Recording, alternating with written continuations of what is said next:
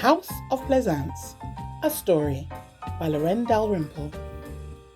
Mary Rose Barstow finally sat.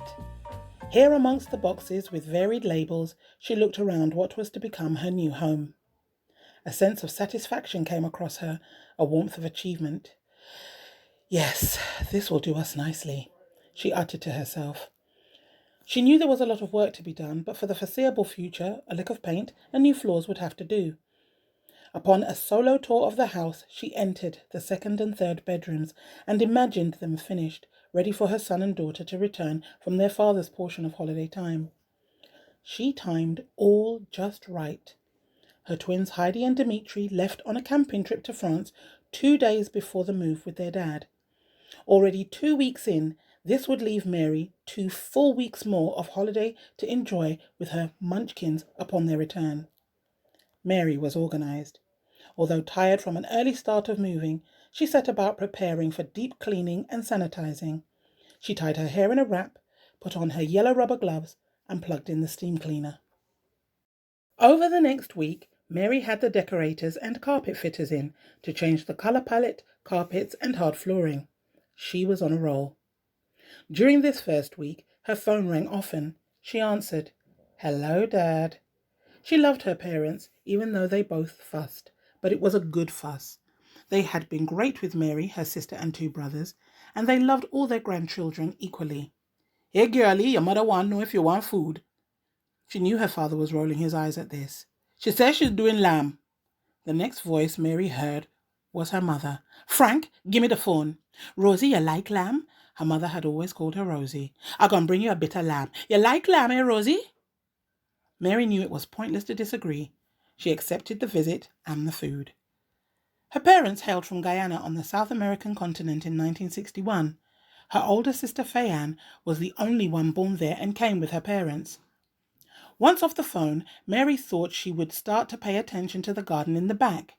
The front was mainly driveway and parking space for at least 2 cars and a single flower bed under the lounge window, but the back was all kinds of crazy and a good tidy was in order. She grabbed her pad and pen to make notes. As she went out to the back, she could hear the soft tones of old calypso coming from the garden next door. She smiled when she recognized the voice of the mighty sparrow singing, "Melda, oh, you're making wedding plans, carrying my name to Obia man." Just as she began to hum along, she heard a cherry laugh. "So you like the old tunes?" There, peering up at her with the most welcoming smile, was a small elderly gentleman gripping gardening shears. "Oh, yes, sir, my dad is a fan." She couldn't help smiling back at him.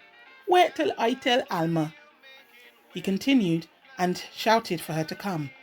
An even smaller woman, with rosy brown tone to her hands and face, and silver hair pinned in the back, shuffled out from the house. "Honey bee, look, we got a new neighbor." The old woman stepped closer to the fence, and looking up and over it, she continued to smile. Mary could hear their accent and made inquiries. "Are you good people from Barbados?" "Oh, yes," they rang out in chorus. "You?" the man asked. "No, I was born here, but my people are from Guyana." The couple laughed. "Well, we and Guyanese, we all mix up together." Mary now stepped closer to the fence and offered her hand to shake. The man looked at her and placed his arm around his wife. "Plesance is the name. George and Alma Plesance." He made no offer of a hand and left Mary hanging. He then pulled his wife toward the house, and still laughing and smiling, they said their goodbyes. "Well, Mary, we gonna see you around. Come, honey bee." Then they were gone in the house. As they went in, Mary heard Mrs. Plesant's voice. "She reminds me of Jackie." Mary was thinking about why they did not shake hands. Odd. Older people always did. They prided themselves on meet and greet politeness. She thought this strange, but did not dwell on it for long. 2 days later, as Mary sat with her parents at the dining table enjoying the meal her mother had insisted on preparing in her kitchen and bringing to reheat in Mary's kitchen, Mary was proud that her organization had the house almost ready. "Rosie," her mother began as she cleared the table, "I saw your neighbors, that old couple. They were pruning. Lovely garden. They had the platters on, twilight time." With that, she gave her own rendition of the 1950s classic. With laughter at the table, they continued to talk. Dad, if someone offers to shake a hand, wouldn't you think it rude to refuse it? Very rude, why? Mr. Barstow inquired. Oh, no reason. Let me show you the plans for outside. Mary escorted her parents to the back garden, and there was Mr. Plesance in his garden pruning once again. His wife was sitting on a garden chair, seemingly enjoying the music. The rich tone of the familiar melody took Mr. Barstow over to the fence. Good evening, he greeted. Hello, Mr. Plesance laughed his response. Post the pleasantries, Mary and the two older couples stood and laughed and swapped stories. Stories of how long each couple had been in the UK, settling in, jobs, on reading no children, no Irish, no dogs, no blacks, upon arrival to the cold and grey welcome to their home. Mary caught Mrs. Plesance staring at her. Doesn't she remind you of Jackie? She whispered to her husband. Once again, Mr. Plesance placed his arm around his wife and encouraged her to come on into the house. Come on, honeybee, let's go. Good evening, folks. Rest good. Just as on the occasion of Mary's first meeting with them, they were gone. Soon after coming back into the house, her parents congratulated their daughter upon the successful purchase of what they described as a beautiful home and readied themselves for departure. Dad, come help me with the garden, please. It will take me ages on my own. Mr. Barstow winked at his daughter and promised to call and arrange a date to carry out the request. Mary never saw her neighbours except for in the garden, so when next she did, she decided to ask if she could help them with small chores or shopping. Oh no, exclaimed Mrs. Plesance. We are fine, but Jackie will see to us when she gets here. Oh? When's she coming? Is this your daughter? I should like to meet her. Before Mrs. Plesance could answer, Mary heard the cheery call of Mr. Plesance. No, thank you, Mary. We're good. Honeybee, come in the house. Mrs. Plesance smiled her usual beaming smile and shuffled inside. Within days, Mr. Barstow was back at the house to help with garden chores and planting. As he stepped into the garden, he caught sight of Mr. Plesance pruning. Afternoon, sir. Answer came there none. Mr. Barstow thought this was strange, as today there was no music and no Mrs. Plesance. Surely he heard. Afternoon, Mr. Plesance. Mr. Plesance turned but didn't look his usual happy self. Just then a young man walked out into the garden and began putting garden ornaments into a box. He smiled at Mr. Barstow. So sorry. Good afternoon. I didn't know you were talking to me. There's so much going on here today. Please excuse me. So you family to George and Alma? Mr. Barstow asked, noticing that the old man was pruning away silently. Yes, I'm a grandson.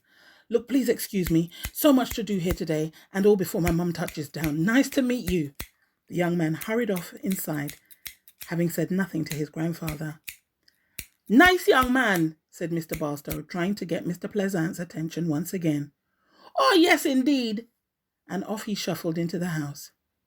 When Mr. Barstow returned inside, he found Mary looking through her net curtains in the lounge.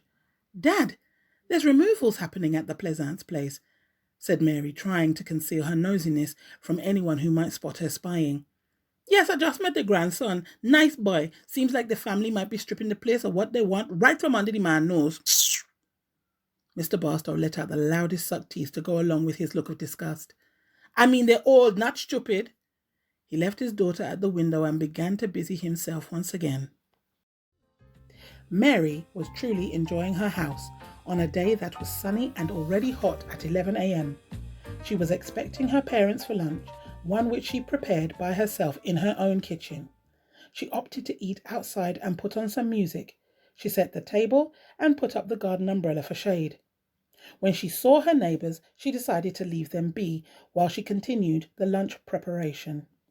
The Barstows arrived mob-handed with Fay Ann and family and both Mary's brothers Douglas and Robert with their wives and children. Mary was very definitely surprised and opted to have lunch buffet style. They all brought something, so there was plenty. Fried fish, chicken, slices of roast beef, green salad, potato salad, coleslaw, seasoned saffron rice, gateau, homemade apple pie, plenty of rum, and a huge jug of swank. As the Barstow crew headed for the patio, post yet another merry tour of the house, there was the old couple, clipping and making good in the garden. "Hello!" Mr. Pleasance sang across the fence. One by one they stepped up to shake hands. Mr. Pleasance offered none in return. They made small talk for a while until Mrs. Plesance chimed in with her usual line, focused on Mary. "You remind me of Jackie. Doesn't she remind you of Jackie?" "Okay, honey bee, that's enough. Let's go rest up. Goodbye, all," said Mr. Plesance. "Lovely to have known you." Mr. Plesance was once again keen to have his wife away from the conversation at the fence. The family watched them as they went inside. As their chatter and eating commenced once again, the Barstow family were disturbed by a loud banging at the front of the house. Mary and her father were the first to investigate. They saw a tall man in a shirt and tie, sleeves rolled up, hammering in a for sale sign. And Mr. Barstow recognized a second young man as the Plesance grandson from their chat in the garden only days before. Mary advanced to the grandson. "So what's going on? You just selling the house with them in it?" She was angry, but knew this to truly be none of her business. The young man caught sight of Mr. Barstow and shook his hand. "Afternoon, sir. My name is Rhys Johns. This is my grandparents' house." He turned to Mary. "I don't think I understand what you're talking about. Sorry about the noise. We just need to get this sign up.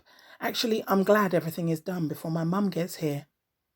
A very convoluted conversation continued until a sleek car pulled up and from out of it a very tall, beautiful woman stepped. Rhys walked over to the car, holding the door open, and kissed the woman on the cheek. "What's up, Rhys?" she inquired. She addressed Mary and her father on the drive. "Hi, I'm Rhys's mum. Everything all right?" she further inquired, sensing the tension. The rest of the Barstow family had come to the door. "How was your flight, Mum?" Rhys asked eagerly. "All went well, yeah?" he persisted to question. "Oh, yeah," she sighed. "It was so hard. This was the worst." Once again, she turned to Mary and Mr. Barstow. "I'm sorry, you must be the new neighbours." She offered a handshake. "I hope my family haven't been disturbing you." Mid-handshake, Mr. Barstow stared at the young woman knowingly. "Please excuse me for a moment," and she stepped aside to talk for a while to the man who had put up the sign and finally bid him goodbye. "Well, we're almost done here," she said with another sigh, smiling at her son. "I'm sorry I didn't introduce myself. My name is Jackie Johns. I used to be Jackie Plesance. This is my mum and dad's house. I just got back from Barbados. They had a lovely send-off." She began to cry. Rhys stepped in to explain. "Nana Alma had had a heart attack. This was about a month ago. And when we came over at that time to investigate why they weren't picking up the calls, Grampy was sat with his arm around her. The coroner said he'd sat out there too long. He died only hours after Nan." Jackie continued to sob. "Oh, you would have loved them. They would have been delighted to have a black family living next door. To think when we moved in, 40 years back? The family in your house made our lives hell. Oh, you would have loved them," she repeated. "They loved music, they were always doing something in the garden, and they were never without each other." She paused and gathered herself. Sorry, where are you folks from originally?" "Guyana," Mr. Barstow replied proudly. Mary, who never took her eyes off Jackie, took hold of her hand. "Yep, that's right, honeybee," said Mary. "We and Guyanese are all mixed up together." She gave a wink. Jackie locked eyes with Mary, frozen to the spot.